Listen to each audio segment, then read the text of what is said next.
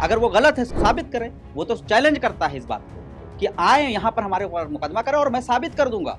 तो ये साबित नहीं कर रहे हैं, इसलिए इनका शेयर गिरता जा रहा है। तो सरकार की बुनियाद ही झूठ पर हो तो वो 1000 बार भी अगर सच बोलेंगे तो वो उस पर यकीन नहीं किया जा सकता।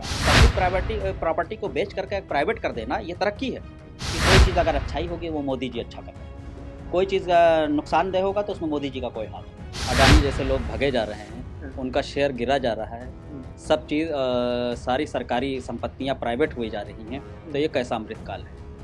ये गरीबों का अमृतकाल नहीं हो सकता, ये अमीरों का अमृतकाल है। वो भी वो अमीर जो मोदी जी के दोस्त हैं। जिस ट्रेन से हम 100 रुपए के टिकट में जाते थे, आज उसी ट्रेन का हम 350 रुपये टिकट दे रहे हैं। क्यों दे रहे हैं?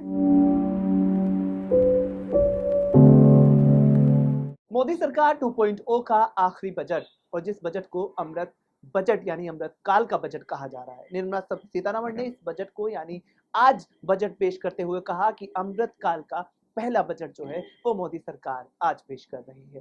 तो हमारे साथ इस पूरे मुद्दे पर बात करने के लिए फजल हसन साहब मौजूद हैं। इस नाम से और इस चेहरे से आप वाकिफ होंगे, हम बात करेंगे। फजल भाई, आपसे जानेंगे कि अमृत काल का बजट कहा गया है, अमृत काल का पहला बजट, तो ये अमृत काल की शुरुआत थोड़ा सा बताइए कब हुई है और इस बजट पर क्या तफसीली बात हम कर सकते हैं। जब भारत की इकोनॉमी डूब रही है, हाँ। अडानी जैसे लोग भगे जा रहे हैं, हाँ। उनका शेयर गिरा जा रहा है, सब चीज़ सारी सरकारी संपत्तियां प्राइवेट हुई जा रही हैं, तो ये कैसा अमृतकाल है? जी। ये गरीबों का अमृतकाल नहीं हो सकता, ये अमीरों का अमृतकाल है। वो भी वो अमीर जो मोदी जी के दोस्त हैं, सिर्फ ये उनका लिए अमृतकाल है, हमारे लिए अमृतकाल नहीं। हमारे लिए पहले जैसे जिस दिन से ये बैठे हैं 2014 से, उसी के बाद से दिन दूनी जैसे इनके दोस्तों की जो है पैसे बढ़ते चले गए, आय दुगनी होती चली गई, चौगनी और 1000 गुना बढ़ गई, हमारी लोग की और कम होती चलेगी। हमने सोचा था कि शायद हो सकता है कि एक बदलाव आया है, पब्लिक ने सोचा था, पूरे भारत ने सोचा था कि एक बदलाव आ गया है तो हो सकता है कुछ डेवलपमेंट हो। एक कौम को बर्बाद करने के चक्कर में इस मुल्क को इन्होंने गृह युद्ध के मुहाने पे खड़ा कर दिया ला करके। बीच में सीएनआरसी का प्रोटेस्ट होता है, सीएनआरसी लाए क्यों? क्योंकि मुसलमानों को, मुल्लों को टाइट करना है, ये मैसेज दिया गया। फिर उसके बाद किसानों को टाइट करना है, किसान बिल लाए। तो ये जो बजट और ये सारी चीज़ें आप देख रहे हैं, हम सिर्फ चूंकि शिक्षा से जुड़े हुए हैं, डॉक्टरेट हैं, पीएचडी किया है, हमारे लिए क्या दिया? हम तो ये चाहेंगे ना कि एजुकेशन जो सबसे ज़्यादा मजबूत चीज़ है इस हिंदुस्तान की, उसके लिए उन बच्चों के लिए क्या दिया गया है? उनको तो और बढ़ा दिया गया, उनकी फीस बढ़ जा रही है, उनके यहाँ हर चीज़ में शिक्षा का जो बजट है वो काट दिया गया, एजुकेशनल इंस्टीट्यूशन का बजट काट दिया गया। अलीगढ़ मुस्लिम यूनिवर्सिटी का जिसका बजट 600 करोड़ रुपया हुआ करता था, उस बजट का जो है 60 करोड़ रुपया देने में इनकी जो है क्या नाम है, बहुत सारे प्रोसेस करने पड़ रहे हैं। वाइस चांसलर को नाक रगड़ना पड़ रहा उस बजट को पास कराने के लिए, सिर्फ 60 करोड़ जो डेवलपमेंट के नाम पे। तो किस एक इंस्टीट्यूशन की हम बात कर रहे हैं, ये तो हजारों इंस्टीट्यूशन इसी स्टेज पे लगे हुए हैं। हमारी पढ़ाई, हमारे जो हम एक लोअर बैकग्राउंड से हम आ रहे हैं, तो हमारी पढ़ाई नहीं हो पाएगी अच्छी से। हम बस डिग्रियां किसी तरह लेंगे, उसके बाद या तो जाएंगे खेती किसानी करेंगे, वो भी नहीं है, वो भी बची नहीं है।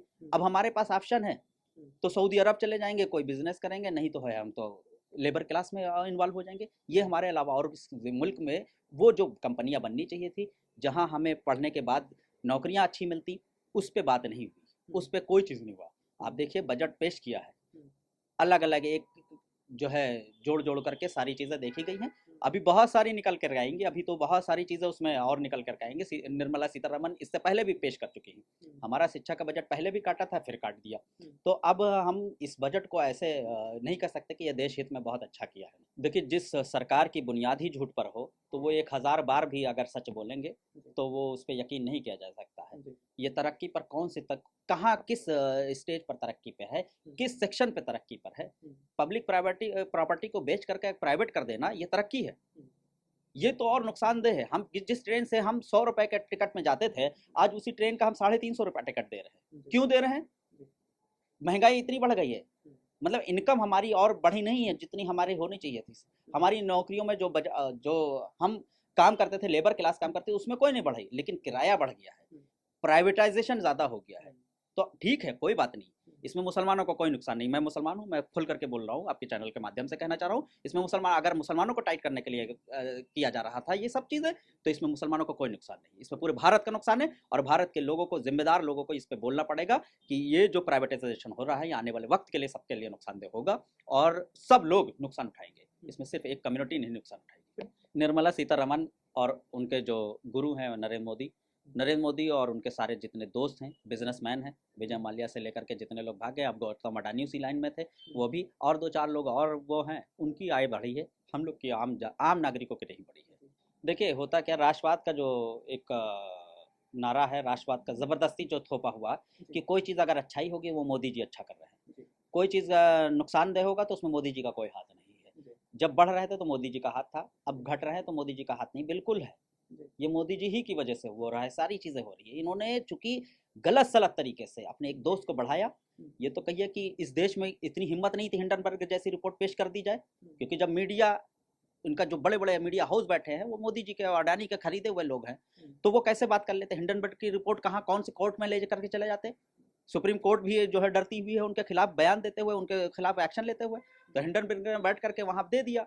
अब जाए वहां पर इंटरनेशनल कोर्ट ऑफ जस्टिस चले जाए, उनके खिलाफ मुकदमा चलाए, अगर वो गलत है साबित करें, वो तो चैलेंज करता है इस बात को कि आए यहाँ पर हमारे ऊपर मुकदमा करें और मैं साबित कर दूंगा, तो ये साबित नहीं कर रहे हैं, इसलिए इनका शेयर गिरता जा रहा है। और मैं चाह रहा हूँ ये जहाज एकदम डूबना चाहिए, ये मैं दुआ भी करता हूँ और इस बात को जो है कहता हूँ कि ये डूबना चाहिए। ये बहुत जो है इन्होंने बहुत नुकसान किया इस मुल्क का, और इन 8 साल 9 साल में जो है बहुत मुल्क का बहुत नुकसान हुआ। जो ये जबरदस्ती का राष्ट्रवाद घोला जा रहा है कि अगर डूब रहा है तो अब ये राष्ट्रवाद डूब रहा है, ये नहीं, ये अडानी डूब रहे हैं, मोदी जी का जो है जो वर्चस्व और उनकी हमदर्दी और मोहब्बत थी एक दोस्त से बढ़ाने की, वो डूब रहा है। ये आम पब्लिक का कुछ नहीं नुकसान हो रहा है। जहाँ एक तरफ लगातार निर्मला सीतारमण कहती हैं कि अमृतकाल का पहला बजट पेश कर दिया गया है, वहाँ एक बड़ा तबका है जो तमाम सवाल उठाता है, सवालों में तर्क होते हैं, उन तर्क के पीछे की तमाम बातें होती हैं और कहते हैं कि कैसे आखिर पिछले 8-9 सालों में लगातार देश की प्रति व्यक्ति आय तो छोड़ ही दीजिए, प्रति व्यक्ति की अगर हालात देखें वो पिछले 8-9 सालों में बद से बदतर होती चली गई है। कैमरा पर्सन निजाम के साथ दिल्ली से दानिश के लिए सैयद अब्दुल रहमान।